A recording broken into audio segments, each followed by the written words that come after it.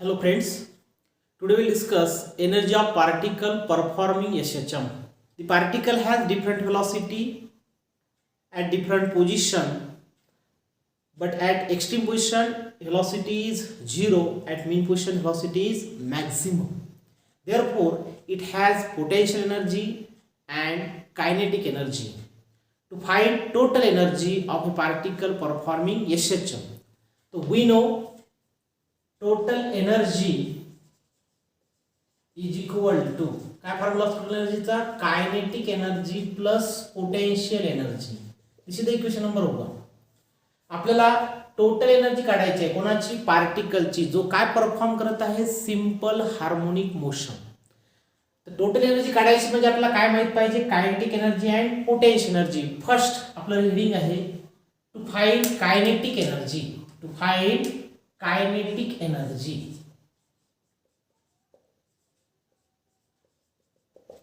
How to find kinetic energy of a particle performing simple harmonic motion? In simple harmonic motion, the velocity of particle is velocity of a particle performing SHM is velocity माहित आहे formula आपला v is equal to omega under root a square minus आपण हा a पण घेऊ a square minus x square. This is the equation number 2. आपल्याला काढायची काय? Kinetic energy. कायनेटिक एनर्जीचं एक्सप्रेशन काय असते? Half m square. आपल्याला कायनेटिक एनर्जीचं एक्सप्रेशन माहित आहे. We know kinetic energy equal to half m square. इथं लिहू आपण we know kinetic energy is equal to half M V square. Okay, this is the equation number 3. Put the value of v in equation 3. From equation 2 and 3, from equation 2 and 3, kinetic energy is equal to half m च्या ठिकाणी m ठेवला आणि v square च्या ठिकाणी आपण काय put करू? हा v आहे, v स्क्वेअर केल्यावर काय होईल? ओमेगा स्क्वेअर आणि याचा स्क्वेअर निघून जाईल म्हणजे काय? a square minus x square. x square minus a square minus x square. This is the expression for kinetic energy. Put m omega square is equal to k. M omega square is equal to k. Therefore, this equation is 4. आणि आपल्याला m omega square च्या ठिकाणी आपण काय put करू शकतो? k in bracket a square minus x square. This is the equation number 5. Equation 4 and equation 5 are the expression for kinetic energy of a particle performing SHM. Kinetic energy आपल्याला काढणं फार सोपं आहे. आपला कायनेटिक एनर्जी आपला कोणता formula माहित आहे? Half m square. फक्त आपल्याला व्हॅल्यू कशी माहिती पाहिजे? v ची व्हॅल्यू किती असते SHM मध्ये? Omega under root a square minus x square. ही व्हॅल्यू तर पुट केली आपल्याला कशाची कोणती एनर्जी मिळते? Kinetic energy. ओके, आपल्याला आता फाइंड आउट काय करायचं आहे? कायनेटिक एनर्जी झाली आपली. आता काय करायचं? Find potential energy. Potential energy. Potential energy काढायची म्हणजे आपल्याला इथे माहित पाहिजे particle perform. Consider a particle of mass m. Consider a particle of mass m moving along the path mn. Particle आहे ज्याचा मास m आहे, तो या पाथवर फिरत आहे. कोणत्या? mn वर. About mean position o. About mean position o. At any time. At any time P is the position of a particle. Suppose P is any position of a particle at a distance x. एक particle घेतला, काही वेळानंतर हा particle O पासून कुठे गेला? P या position पर्यंत पोहोचला. दिस इज द P पोझिशन. आणि P कुठे आहे? at a distance x from the O. From the O. At any position, P is the position of a particle. P is the position of a particle at a distance x. At a distance x from mean position. Okay.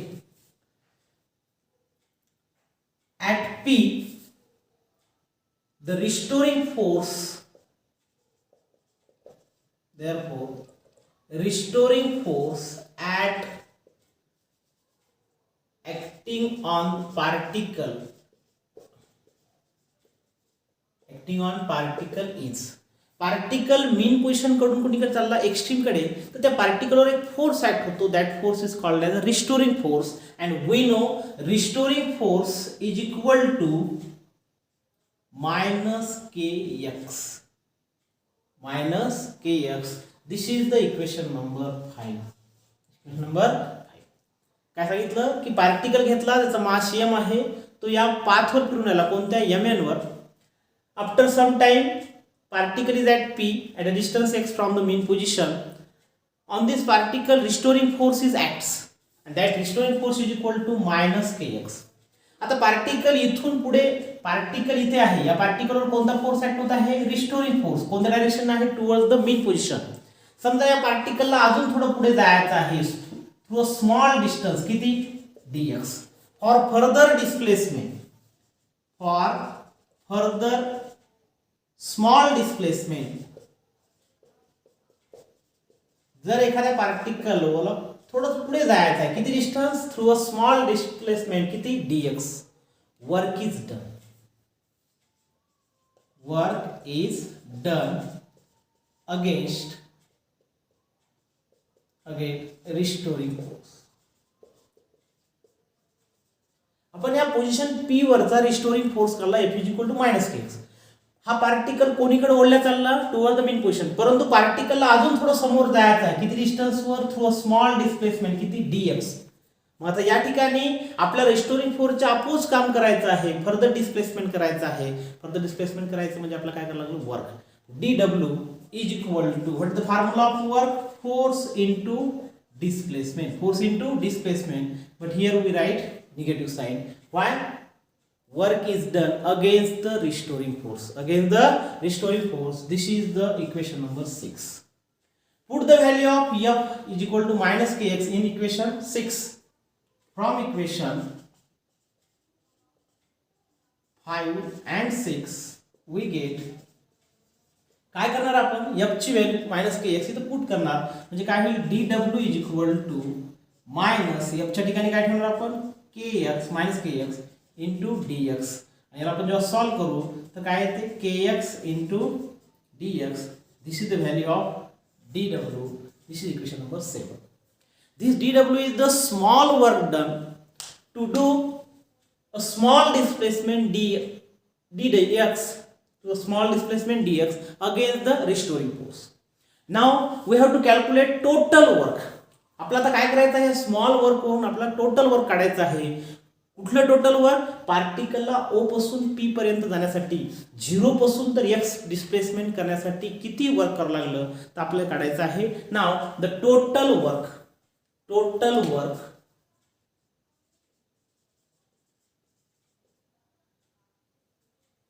Is equal to integration of dw. dw is the small work done. कशासाठी? Through a small displacement dx.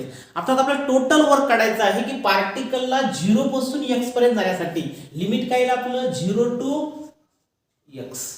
आपण होतो कुठं? मीन पोझिशनला, आणि displacement किती केलं? x केलं. तर 0 पासून x इथलं डिस्प्लेसमेंट करण्यासाठी किती वर्क करावं लागतं? That is called as total work. And total work w is equal to integration of 0 to x. What is the formula of dw from equation 6? kx into dx.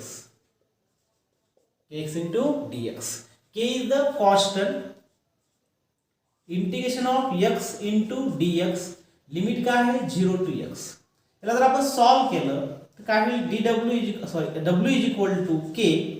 इंटिग्रेशनचा formula इथे use करायचा, x to the power n into dx चा. 1 न power वाढतो म्हणजे काय होईल? Power 2 होतो, divide by 2. Okay. This work is stored in the form of potential energy. This work is stored in the form of potential energy. Therefore, we can write potential energy equal to half kx square. आपण याला adjust करू शकतो. हा 1/2 हा समोर लिहिला, kx square इथे लिहिला. This is the equation number 7.